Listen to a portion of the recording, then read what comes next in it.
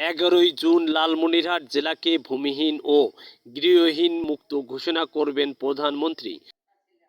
আগামী মঙ্গলবার 11 জুন উত্তরের সীমান্তবর্তী জেলা লালমনিরহাটকে সম্পূর্ণ ভূমিহীন ও গৃহহীন মুক্ত জেলা হিসেবে আনুষ্ঠানিকভাবে ঘোষণা করবেন প্রধানমন্ত্রী শেখ হাসিনা। শনিবার 8 জুন বিকাল 4টায় আনুষ্ঠানিকভাবে সংবাদ সম্মেলন করে এমন তথ্য জানিয়েছেন লালমনিরহাটের অতিরিক্ত জেলা প্রশাসক রাজস্ব টি এম এ মমিন।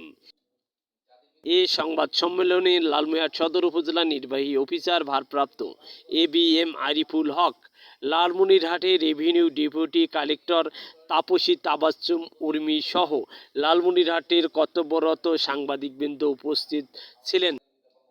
সংবাদ সম্মেলনে বলা হয়, লালমনিরহাট জেলায় সর্বশেষ হালনাগাদকৃত ভূমিহীন ও গৃহহীন পরিবারের সংখ্যা ৫,২৪০টি।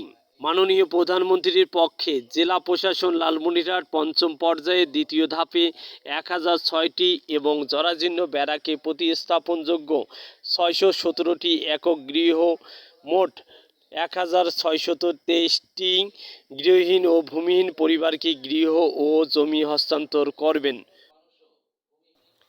M R Rashed, Lalmonirhat.